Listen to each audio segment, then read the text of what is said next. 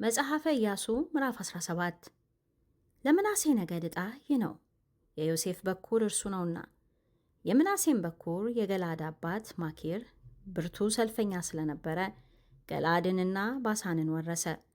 ዕጣውም ለቀሩት ለምናሴ ልጆች በየወገኖቻቸው ለአቢዔዝር ልጆች፣ ለከሌግ ልጆች፣ ለአስርኤል ልጆች፣ ለሴኬም ልጆች፣ ለኦፌር ልጆች፣ ለሸሚዳ ልጆች ሆነ።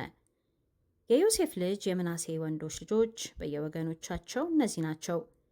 ለምናሴ ልጅ ለማኪር ልጅ ለገለአድ ልጅ ለኦፌር ልጅ ለሰለጰዓድ ግን ሴቶች ልጆች እንጂ ወንዶች ልጆች አልነበሩትም።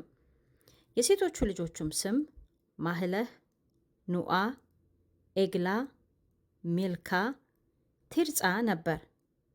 እነርሱም ወደ ካህኑ ወደ አልዓዛር ወደ ነዌ ልጅ ወደ ኢያሱ ወደ አለቆችም ቀርበው እግዚአብሔር በወንድሞቻችን መካከል ርስት እንዲሰጠን ሙሴን አዘዘ አሉ። እግዚአብሔርም እንዳዘዘ በአባታቸው ወንድሞች መካከል ርስት ሰጣቸው።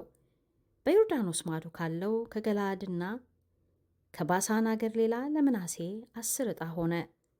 የምናሴ ሴቶች ልጆች በወንዶች ልጆች መካከል ርስት ተቀብለዋልና የገለአድም ምድር ለቀሩት ለምናሴ ልጆች ሆኗልና።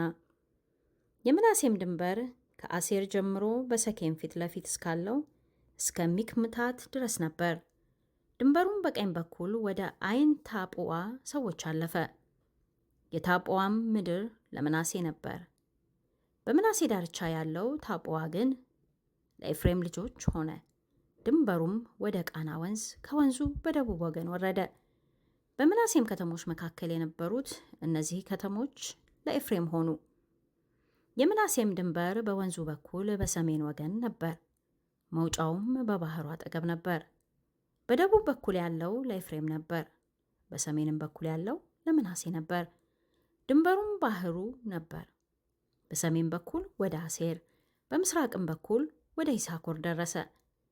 በይሳኮርና በአሴር መካከል ቤትሳንን መንደሮቿ፣ ይብልዓምና መንደሮቿ፣ ዶርና የመንደሮቿ ሰዎች፣ አይንዶርና የመንደሮቿ ሰዎች፣ ታዕናክና የመንደሮቿ ሰዎች፣ መጊዶና የመንደሮቿ ሰዎች 3 ኮረብቶች ለምናሴ ነበሩ። የምናሴ ልጆች ግን የእነዚህን ከተሞች ሰዎች ሊያሳድዷቸው አልቻሉም። ነገር ግን ከነዓናውያን በዚያ ሀገር በመቀመጥ ጸኑ። የእስራኤልም ልጆች በጸኑ ጊዜ ከነዓናውያንን የጉልበት ግብር አስገበሯቸው፣ ፈጽመውም አላሳደዷቸውም።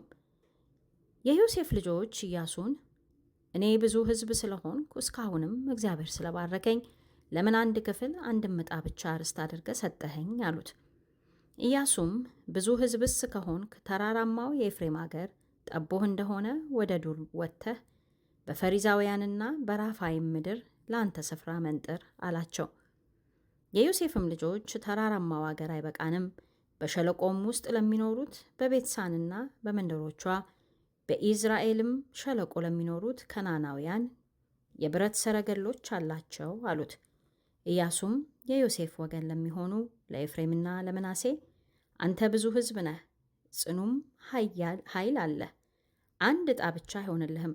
ነገር ግን ተራራማው አገር ላንተ ይሆናል፣ ዱር እንኳን ቢሆን ትመነጥረዋለህ፣ ላንተም ይሆናል። ለከናናውያንም የብረት ሰረገሎች ቢሆኑላቸው የበረቱም ቢሆኑ ታሳድዳቸዋለህ አላቸው።